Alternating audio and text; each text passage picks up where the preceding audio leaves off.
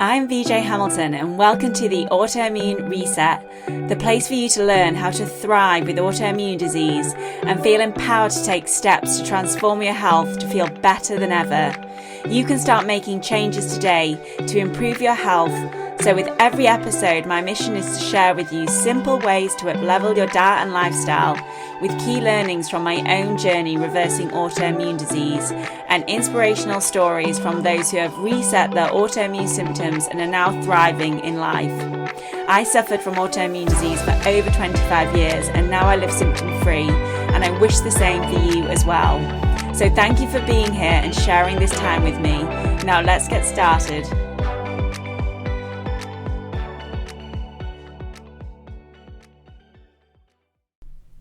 Hello and welcome to today's episode of the Autoimmune RESET podcast. I'm your host VJ Hamilton. I'm a nutritionist, scientist and expert in autoimmune disease. And today we're going to be talking about the role of adrenal health when it comes to fatigue and also autoimmune conditions, because fatigue is one of the symptoms that shows up in so many different autoimmune conditions. And obviously, as somebody who had chronic fatigue syndrome, fatigue showed up a lot in my life. And when you have fatigue, it's very hard to have the energy and motivation to do more for your health and to help you to reverse autoimmune symptoms.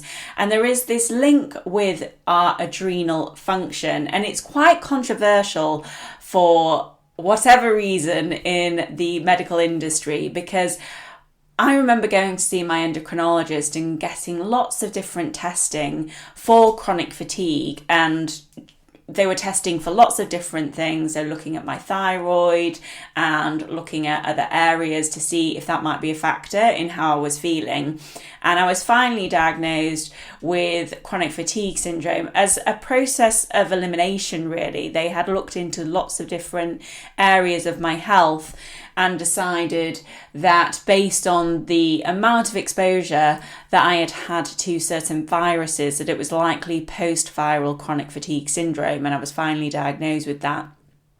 But I remember the endocrinologist saying to me, adrenal fatigue doesn't exist. And I had heard about the link between my adrenal health and chronic fatigue, but obviously I heard from the endocrinologist that it didn't exist. And at the time I was going to be tested for adrenal insufficiency, and I'll be honest, I never went through with that test because I was almost certain I didn't have that. But adrenal insufficiency is a medical condition, and that's when your adrenals are not producing enough cortisol. So that is a real condition and it can be extremely serious. So that is very different to what we'll be talking about today. We're talking more about when our adrenal health is impacted, and also looking at the role of the stress hormone cortisol when it comes to fatigue, because the amount of cortisol you're producing and when you are producing cortisol has a huge impact on your health. And that's what we're going to be going through today, because I've been working with lots of clients recently who have been doing either the Dutch Plus test that I offer in my clinic, which not only looks at your stress hormones, but also your sex hormones. And I have also been running my adrenal stress profile test, which looks specifically at your cortisol response throughout the day and gives a good indication of how well that whole system and circadian rhythm is working. And what I'm seeing at the moment is a lot of people with very low cortisol levels. And what can happen with cortisol and fatigue is that initially you might be feeling really good and you might be producing lots of cortisol. And I've certainly worked with clients where their cortisol levels have been sky high and they are in that stress response. They might be feeling generally quite energized and okay at that point. So that I would say is at the beginning, and I certainly had a lot of energy at one point, and I expect I was in that more kind of stress state, although there was a lot of anxiety there as well. And then your cortisol levels tend to drop, and then your body almost will stop producing as much cortisol, because in a state of chronic stress, it's almost like the boy who cried wolf. I heard that analogy and I really like that your body just stops responding to the effects of cortisol. So there are theories that suggest that the cells just stop responding because there's cortisol around all the time, but also the fact that your body just stops producing it because your cells aren't responding to it. And recently I've been seeing people with extremely low cortisol, and it's important to know that because the approach that you will take when it comes to natural therapies will be different dependent on where your levels currently are. So you may have heard the term adrenal fatigue, and that's the term where there is a lot of controversy about it because nobody believes in adrenal fatigue. I think it was bandied about many years ago, and there was some explanation that the adrenals become tired and they stop producing cortisol and they get worn out. The body is far more involved than that, and that is why that term doesn't really make sense because there are other things at play, and that's why I like to focus more on cortisol levels and what that means for you. So rather than focusing on the adrenal fatigue itself, let's talk more about a maladapted stress response and how that might show up for you, especially when it comes to chronic fatigue. Because when our stress response is dysfunctional, then we can have lots of different symptoms that relate to that. You may feel just generally burnt out. You may feel fatigue, which is more than tiredness. You are waking up not feeling refreshed. You're feeling fatigued during the daytime. You may have brain fog, irritability. You might find that on a night you're extremely tired, but then you can't get to sleep. You have decreased concentration and just that feeling of overwhelm. Even when you are doing normal things, maybe you're having guests round or during a normal working day, you're just finding it too much. And that can be a sign of a dysfunctional stress response as well. And that might be a reason to look into this for yourself and whether this is a factor for you and whether this might be contributing to your fatigue. Because I know when you have an autoimmune condition, you know fatigue is part of the symptoms that go with a lot of these autoimmune conditions, but it's worth digging into what the root cause of your fatigue is because you might not be addressing it. And if it is something to do with your adrenal health, then it's important to take action with that. And as I say, I have seen this coming up time and time again. I've had people reach out to me because their thyroid antibodies were up and they wanted to explore further, so they did a Dutch Plus panel, and they were quite surprised when we received the results and their cortisol levels were extremely low. Generally, this person felt quite energized during the daytime. The only reason they did the test was because of those thyroid antibodies. As I'll be talking about later in the podcast, there are various things that you can do from a dietary perspective, but also a lifestyle perspective to help with your adrenal health. And that has helped her to recover from this dysfunctional stress response where she's not producing enough cortisol. And we need our cortisol. You know, there's a lot of information out there about how the stress response is negative and cortisol can be negative, but actually we need it in our daily life. We need it for our get up and go in the morning. We need it to protect us as well. And it's only when it becomes dysfunctional that it becomes an issue. Now, the other factor with cortisol is it affects blood sugar regulation. And I know when I had fatigue, and probably an issue with my adrenal health as well, that I was not able to regulate my blood sugar very well at all, to the point that when I was starting to recover from my autoimmune symptoms, I had to really cut back on glucose and carbohydrates for a while I improved my health, because I basically had carbohydrate intolerance. So when I would eat carbohydrates, I was just not able to regulate my blood sugar and I would just crash after eating any type of carbohydrate. And that wasn't great when I was at work and I'd eaten lunch and I just really felt like I was going to drop asleep, even sat at my desk. And it got to the point where I just stopped eating carbohydrates at lunchtime, and that certainly helped me.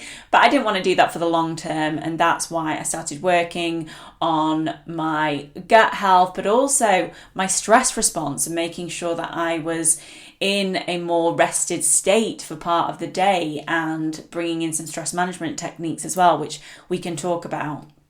But if you find that you are crashing after eating sugary food, even any type of carbohydrate, or you're feeling hungry all the time, or you're not able to go for long periods of time without food, then it might be to do with your adrenal health rather than just your cellular health and blood sugar regulation. So it might be something that's worth looking into for you. The other thing that the Dutch test looks at is this compound called DHEA, which is produced by your adrenal glands. And what I am seeing with my clients is either their DHEA is very high, but their cortisol levels are very low, or their DHEA is slowly reducing, and that is causing low cortisol levels as well. Now, DHEA is produced by the adrenal glands, and it exerts a stress response in the body which is quite different to cortisol. DHEA actually can counteract the effects of cortisol, and it has an immunostimulatory effect rather than an anti-inflammatory effect that cortisol has. You might be surprised by that. One of the theories is that when you are producing lots and lots of cortisol and your cells stop responding to it, you stop having that anti-inflammatory effect to cortisol, and that can have a knock-on effect to the immune system, which means that you're not benefiting from the anti-inflammatory effect of cortisol, yet you're having this immunostimulatory effect from DHEA. So that's another factor that's worth looking into. But DHEA often will decline with age anyway, and that's again why it's worth checking into that. DHEA is a precursor for cortisol. So you know, if you're not producing enough DHEA, then you're going to be less inclined to producing enough cortisol, and that might be a factor. And that's when we know that we need to really work on ways to nourish our adrenal glands to help with the production of DHEA. So that is something to look into. Now, if your DHEA levels are high and your cortisol levels are low, then that's giving us an indication that there might be dysfunction or imbalance in the adrenal glands, or in the hypothalamic pituitary adrenal axis, which is also called the HPA axis. And the HPA axis, I could do a completely separate podcast on, and I may do that. But when your HPA axis is out of sync, it can cause lots of different issues within the body, because there is a feedback loop between your hypothalamus, your pituitary, and your adrenal. And when they are out of sync, that can also cause an issue. And I may talk about that on another podcast episode, because it is also linked to your thyroid health. So your HPA axis can be out of sync, and that can affect your thyroid gland and also your thyroid hormone production, because your pituitary gland releases thyroid stimulating hormone, which is the hormone that helps to stimulate the release of thyroid hormones. So it's all interlinked, and that's why it's important to know your different levels and know your baseline, because you could read something online about improving your cortisol levels, but it might be the fact that that's going to increase your DHEA, and if your DHEA is already high and there is something else impacting your cortisol levels, then that's not going to help you. And it's just worth knowing that in conditions like polycystic ovarian syndrome, DHEA is often very high, and that's why incorporating anything that's going to increase DHEA, including DHEA itself, is not going to be helpful in that scenario. So that's why I think it's very important to know your own baseline. I would say that for your sex hormones as well. It's very easy to look into ways to lower your estrogen levels, or make your estrogen levels higher, or increase progesterone levels. But if you don't know what your current baseline is, then you may be causing more imbalance. So that's just something to bear in mind. Now, the other thing I'd like to talk to you about is the cortisol awakening response. This is to do with the way that you release cortisol throughout the daytime, because when you wake up in the morning, you will have a natural surge in cortisol levels. And this is also tested for in that adrenal stress profile and the Dutch Plus, which I will put links to in the show notes if you're keen to look into this for yourself. Now, that spike in the morning of cortisol helps your body prepare for the day ahead. It helps to mobilize energy stores. It helps to regulate your metabolism, and it enhances alertness and cognitive function. And there is research evolving around the role of the cortisol awakening response when it comes to autoimmune conditions, because they have found that it has an effect on the thymus gland, which is the part of the body that is extremely important for killing off those auto antibodies which are responsible for autoimmune disease. So it helps to remove any antibodies that are going to cause harm to the body, and that may be initiated by the cortisol awakening response. So you can see if your cortisol awakening response is low, then this could have an impact on your autoimmune condition as well, and it may also impact how you are feeling and your adrenal health. So it's certainly worth knowing whether you are having this spike in cortisol in the morning, and if you're not, finding ways that you can help promote that. Now, a very easy way that you can get this rhythm back in sync, what you would want to see is that your cortisol levels are high in the morning, and then throughout the day they decrease. So on a night you are feeling tired and you're feeling ready to go to bed, and you are starting to produce melatonin, the sleep hormone. So that's the circadian rhythm. And if that is out of sync, then that can be an issue, and that can also affect the release of cortisol in the morning. Now, one of the ways that you can help with this is to go outside first thing in the morning. And I recently shared my top tip for boosting energy in Stylist magazine, and this was my top tip: to go outside first thing in the morning, because that's going to help improve your energy levels, but it's also going to get this circadian rhythm back into play. And that's important for energy for a number of reasons, because it helps release the hormones that you need to be releasing during the daytime, the neurotransmitters that we need to have focus and energy, but it also helps you to get that restful night's sleep, and that restful night's sleep is really the best way for us to feel more energized and to help with fatigue. And when this is dysregulated, you may find that you are waking up in the middle of the night around 2-3 o'clock. You may find that you're very tired on a night but not able to get to sleep.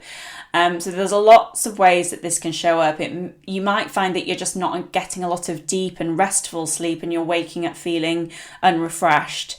So those are quite a few scenarios that you would see when your circadian rhythm is dysfunctional, and that can also cause dysregulation of the HPA axis, which is important for controlling cortisol production. As I said, there's a feedback loop to help make sure that you are producing the right amount of cortisol during the daytime.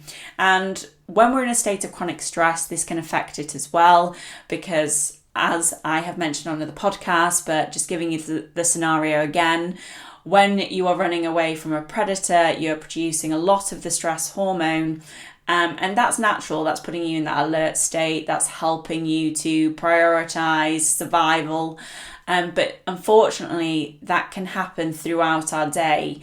And if we are feeling that type of stress response when we're speaking to our boss or doing a presentation or whatever we are worrying about that is on our minds, then we can be in that state of chronic stress, and that can throw this system completely out as well and lead to fatigue and exhaustion through those mechanisms that I mentioned at the beginning of the podcast. So this cortisol awakening response is a key factor when it comes to your adrenal health and fatigue. And when that is out of sync, you may find that you have lots of symptoms associated with this, one being fatigue, which is certainly one of the symptoms I experienced.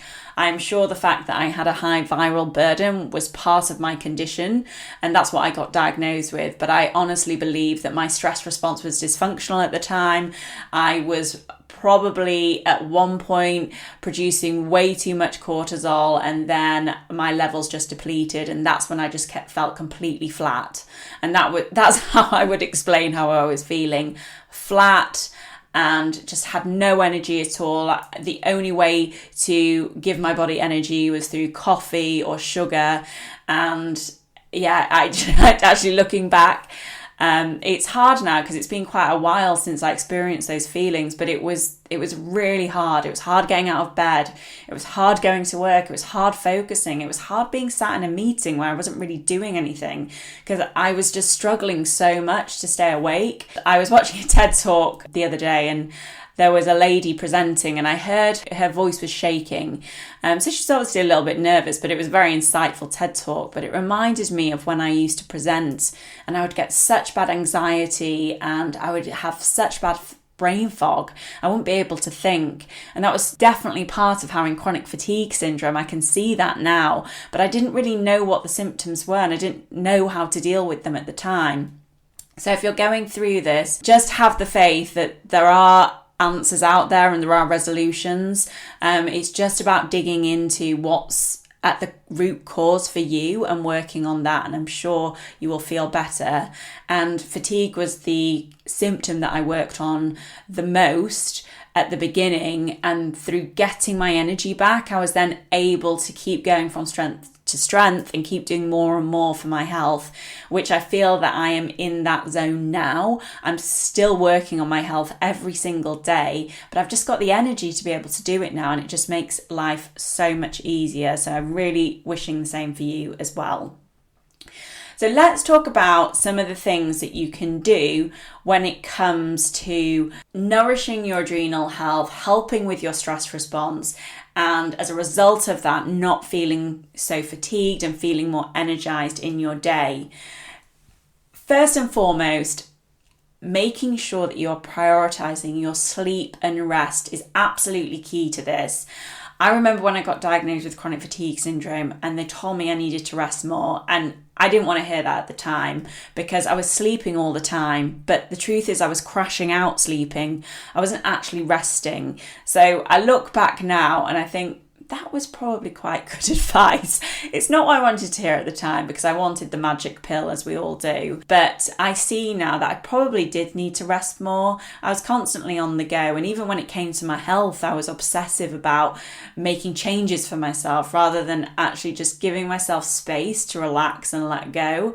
And when I eventually did that, I certainly saw my health progression accelerate. Making sure you're getting enough hours of sleep in the night. If you're not able to sleep, then, resting and finding ways that are going to help you to sleep. And I've done other podcast episodes on sleep, so certainly have a listen to them. But it's going to be different for everyone depending on why that is an issue for you. But it can be linked to this stress response too. So once you get this regulated, you'll hopefully find that your sleep improves as well. One of the key factors when it comes to fatigue, when we have an issue with our adrenal health or our stress response, is the blood sugar regulation issues, and that can cause crashing, but it can just lead us to feel just generally unmotivated, and it can affect our concentration and other factors as well. So I would say from a nutrition perspective, thinking about ways to help regulate your blood sugar is a really good first step when it comes to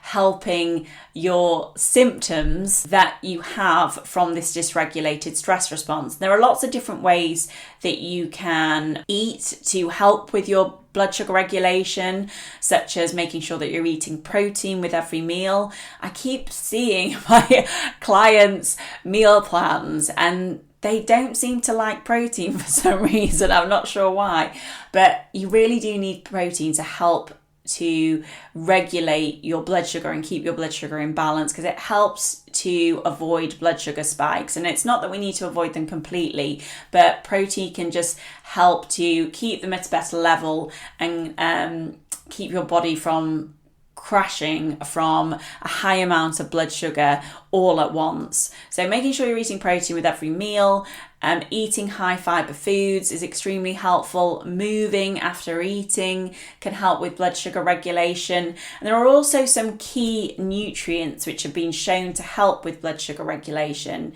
Now, when you are thinking about taking any supplement or nutrient, you should speak to your own healthcare practitioner and seek medical advice. I am not giving you any medical advice, but I'm just sharing some nutrients that can help with blood sugar regulation, which might be worth considering, because part of what cortisol does is it can affect your cell's response to insulin. So that's called insulin resistant.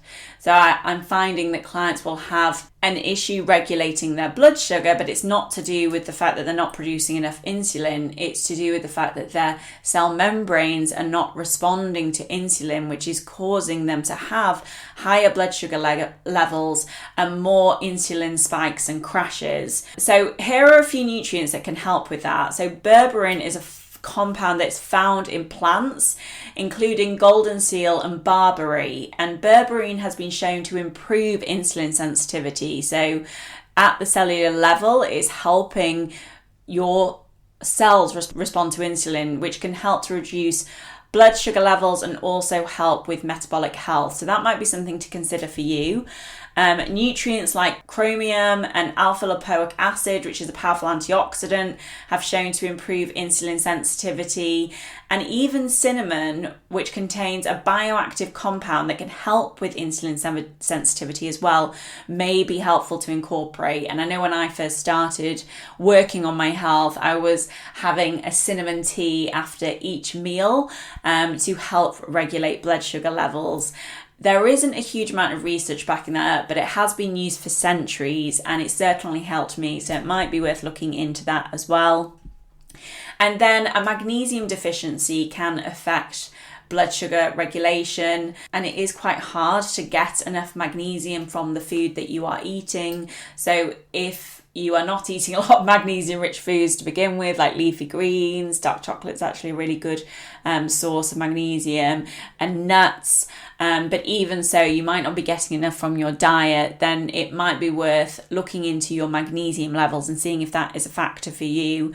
And last but not least, there is bitter melon, which contains compounds, again, that can help with insulin sensitivity and may help to regulate those blood sugar levels. So there's a couple of ways that you can help to regulate blood sugar levels from a natural perspective and with some key nutrients. But really that's not getting to the heart of the problem, because if it is to do with a dysregulated stress response, then you need to work on that separately.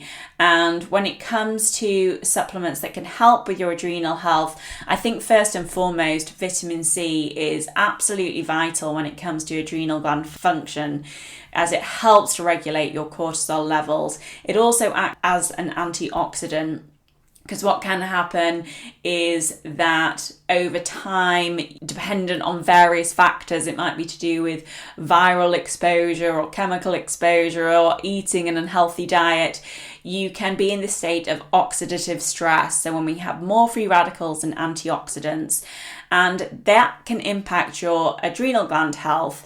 And that's the great thing about vitamin C as well. It is an antioxidant, so it can help neutralize the impact of those free radicals and help to reduce any state of oxidative stress.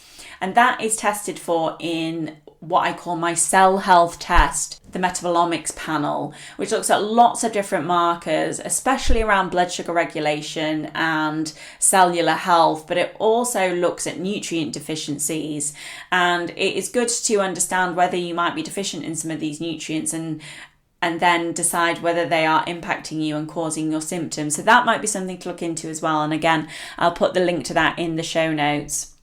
B vitamins are also extremely important for your adrenal health, particularly B5 and B6. They play a crucial role in adrenal hormone synthesis and energy metabolism, and I see those pretty low quite often. The other supplement that you can think about when it comes to adrenal health, and as I said, make sure you take medical advice if you are looking into taking any types of supplements, but are those adaptogenic herbs. And adaptogenic herbs are useful because they work on your own body's baseline, and there are certain adaptogenic herbs such as ashwagandha and rhodiola and holy basil that can help with your stress response. But I would say when it comes to autoimmune conditions, because ashwagandha and holy basil might be stimulatory to the immune system, then rhodiola is a better option, and it can also help with testosterone production. So outside of what we've been discussing today, sometimes people are feeling fatigued and demotivated because they're not producing enough testosterone. And again, the Dutch Plus looks into your testosterone levels if that is a factor for you. Another nutrient that is important for so many different things, and just make sure you're getting it in your diet, please, are the omega-3 fatty acids, which are mainly found in fish oil and oily fish, but they are also found in algae. So you can find some vegan supplements of omega-3s now. And I would say if you are vegan or vegetarian or you don't like fish, then I would certainly be looking at some form of supplementation, but work with your health practitioner or nutritionist to advise you on that. Now, I always believe in taking a personalised approach when it comes to any condition. I like to share information with you on this podcast, but it's for you to be able to understand what you need to think through when it comes to your own health, rather than providing advice for you specifically. I find that there's a lot of people out there saying that this works for this or this works for the other, or you have to take this vitamin. And the truth is that's not how it works. There's going to be a right thing for each individual. And that's important for your adrenal health as well, because as I said, you might be producing too much cortisol, or you might be producing too little, or you might be getting a surge in cortisol at the end of the day and you need to reduce that, and you need to know what's right for you. And there are certain nutrients that can help with your cortisol levels dependent on whether they are low or high. For example, licorice roots can actually help to increase your cortisol levels. So if you're in that position where your cortisol levels are very low, you're depleted, you're fatigued, you don't feel refreshed when you wake up in the morning, then it can help with increasing your levels. I think the thing about licorice, which is why a lot of people are put off, is because if you have high blood pressure, it can cause a increase in blood pressure. And I certainly wouldn't recommend taking licorice without consulting someone because of these possible side effects. And as I said, that would be great for you if you don't have any of those contraindications, and also if your cortisol levels are low. But what if your cortisol levels are high on a night, and to help your adrenal health, you're taking licorice root? Well, you're going to feel even more tired and wired than you originally did. But that's where something called phosphatidylserine can really help to decrease cortisol levels on a night. Or it's sometimes referred to as phosphoserine. And I started taking this quite a number of years ago now. I don't take it anymore, but I noticed a huge difference in my sleep at the time when I was taking it. Phosphoserine can help to lower cortisol levels at a night. So perhaps this worked for me when my cortisol levels were high, because over time it didn't work for me as well. But what it can help to do is to enhance your inhibitory neurotransmitters, so things like GABA. And GABA is really important for calming down our stress response and helping us sleep more soundly. And that's where this type of nutrient might help. But if your cortisol levels are already very high, you're falling asleep on the sofa, or you're just crashing out on a night, then this probably isn't the nutrient for you. But as you can see, there are lots of natural therapies and nutrients that can help when it comes to your stress response. And I would say for the production of these hormones, and especially if you're in a chronically stressed state, you need to be eating nutrient deficient foods. So when it comes to diet, first and foremost for me is nutrient density, because it's the depletion of nutrients that causes the issue. I know a lot of us want to eat clean. I was eating clean for years, and unfortunately that still led to psoriasis and hair loss and fatigue.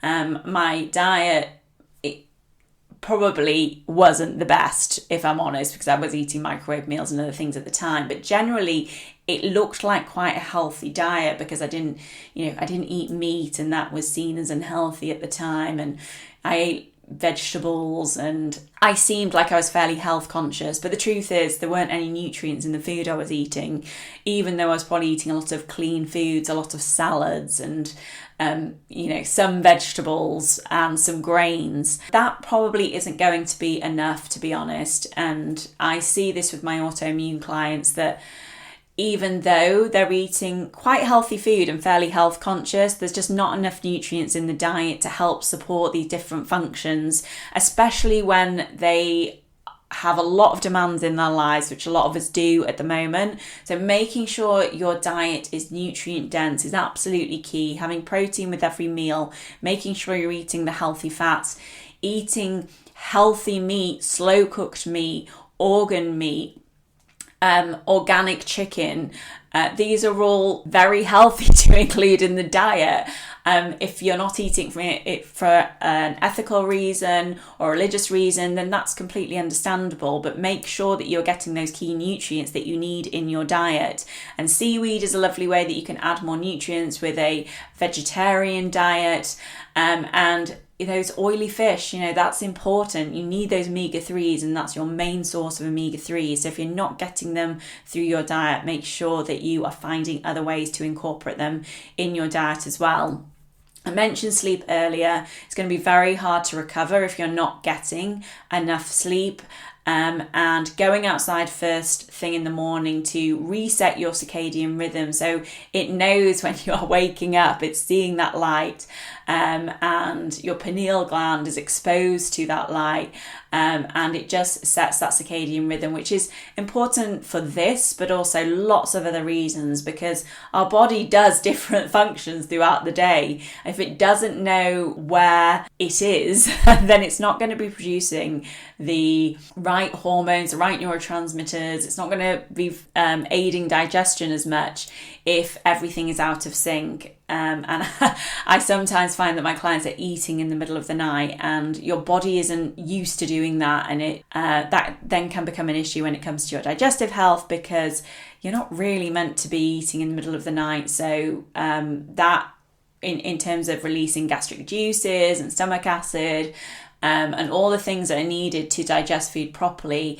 is then impaired, and that can be a factor too. So it's just thinking about all these other components and bringing them all together. And I truly believe that working on your stress response and your adrenal health can help with those symptoms of fatigue. It can help with blood sugar regulation, which can have that knock-on effect to how you are feeling. And once your energy levels are up, once you're not feeling as fatigued through the daytime, you may find that you have more motivation to make those really important changes for your health, to help reverse your autoimmune symptoms, or to help you feel better at the very least. If you have any questions about anything that we've covered in today's episode, then feel free to reach out to me on my Instagram account, which is @theautoimmunity nutritionist.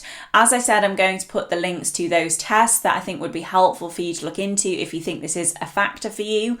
And feel free to pop over to my free group, the Autoimmune Forum. I love to see you all over there, and share experiences, ask questions, and I share recipes and other autoimmune insights on there as well.